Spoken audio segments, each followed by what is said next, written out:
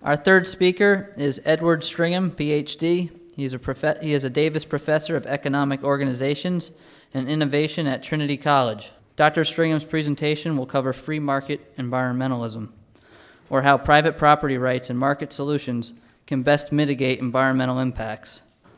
In other words, it is the lack of private property rights, according to free market environmentalists, that increases vulnerability to resource abuse. An example, tragedy of the commons. Resources such as deer, land, rivers, oceans, buildings that are not owned privately are often more vulnerable to abuse since no one person or family has a direct responsibility for them.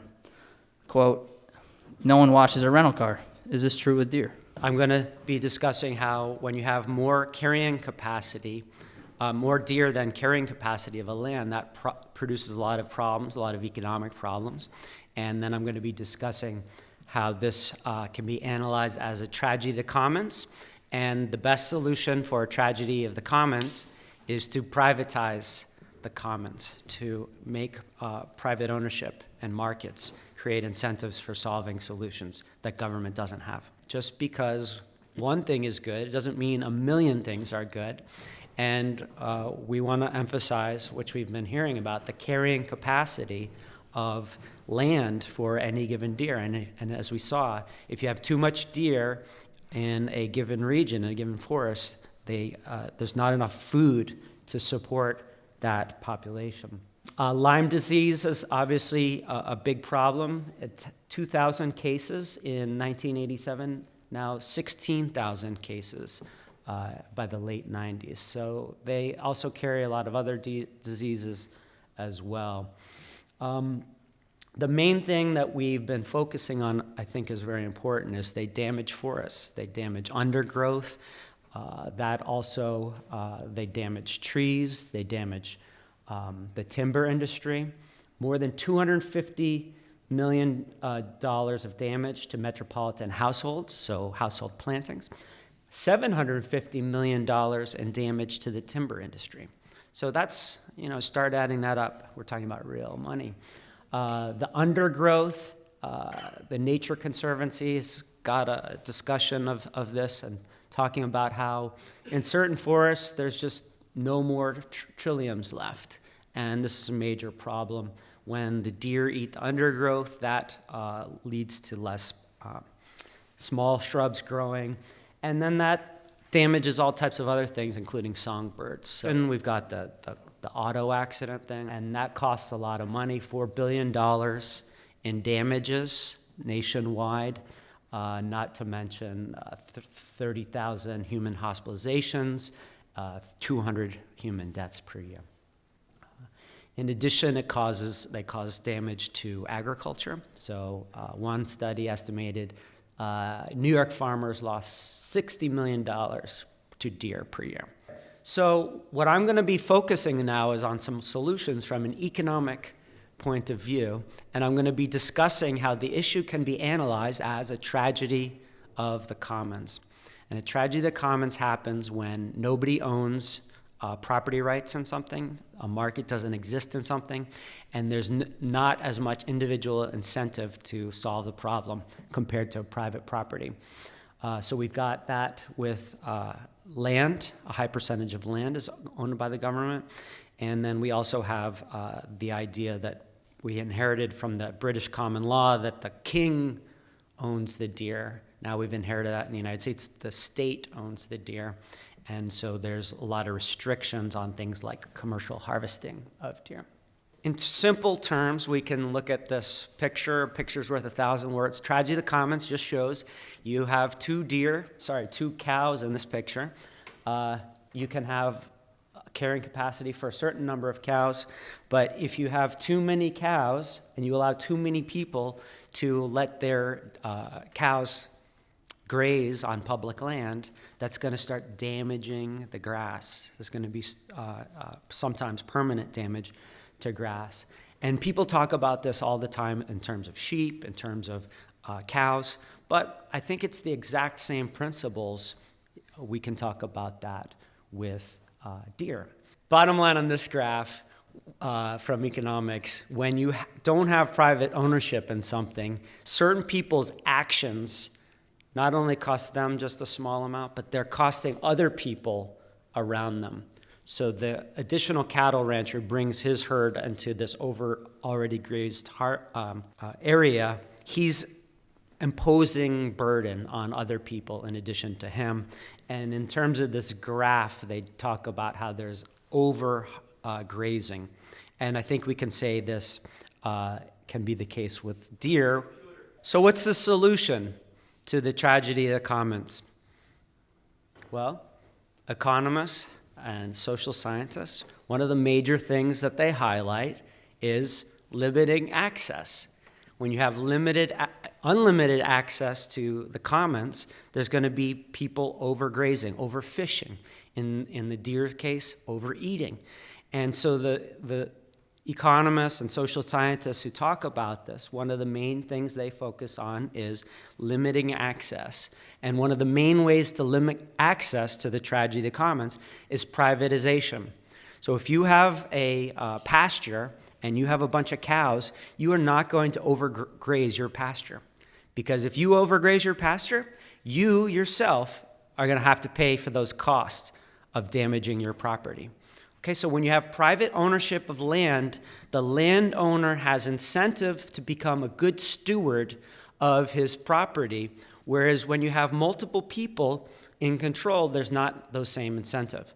I'm going to suggest that the government, when they own the forest, they're treating it like a commons, and sometimes I'm sure they do a good job at managing it. Other times, it's not my problem. And so I can tell you, traveling in the world, looking around, there's lots of examples that we can see when the government owns property, oftentimes it's not as well maintained as when it's privately owned. What's the solution? Not have government owning things. We in New York, in the United States, we have private farms. And guess what? Every year, the farmer replants the seed, makes sure that the land is in good shape. Otherwise, the value of that land is going to go down. So markets create incentives for people to maximize the value of their land, to be good stewards of their property. Markets create incentives that government officials will often lack. And I'm going to suggest the same thing, that there's a lot of environmental problems right now in the world, and right now specifically with deer, because so much property is not privately owned. Here's sheep, right? If we have too many sheep and this pasture becomes privatized, the owner of the pasture is going to look and hire some great botanists and ecologists and say, hello, can you tell us what the proper carrying capacity is? And they're not going to overgraze their property. And I suggest that we want to figure out that same thing with deer and figure out how to reduce the amount of deer to the optimal amount. In the west of the United States, federal government owns a lot of land. That's not a big issue in the East Coast, but the state government owns a lot of land in the East Coast. So here's some other states nearby. Massachusetts, 5%, Connecticut, 5%, Vermont, 8%, Pennsylvania, and New Jersey, around 15%. Does anybody know where New York fits compared to these? Less or higher? Yeah, you're right, it's higher. It's 37%. These are just some of the lower ones, but Kansas, 1%, Illinois, Texas, 2%. Right? So most of the land is privately owned in those other states, and New York, 37% of the land is owned by the government. That creates major differences across these states, and I would argue that having more private ownership is a good thing. So that's number one, privatize the land. The next thing is stop treating deer as if it's state property, and stop having all these restrictions and government mandates of what the deer are going to do, what you're going to do with the deer, who can go after the deer. This is basically a quota system. Markets don't rely on quotas. Government relies on quotas. Government relies on central directive, central control. And they have shown that they're never very good at centrally directing the economy, and I would suggest they're not very good at centrally directing the quantity of deer.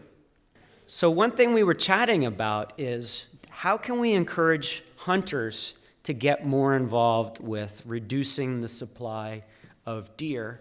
And one of the neat things about markets is prices allow people to adjust their behavior based on marginal costs and marginal benefits. So certain privately owned places will say, here's the price of the buck. You want to kill that big buck? Well, you got to pay an extra fee. You want to kill a doe? Maybe we'll pay you. And the advantage of that, you can see these different prices. Let me just show you a different one. Is you can put the marginal cost of all these different types of deer varying based on how rare they are.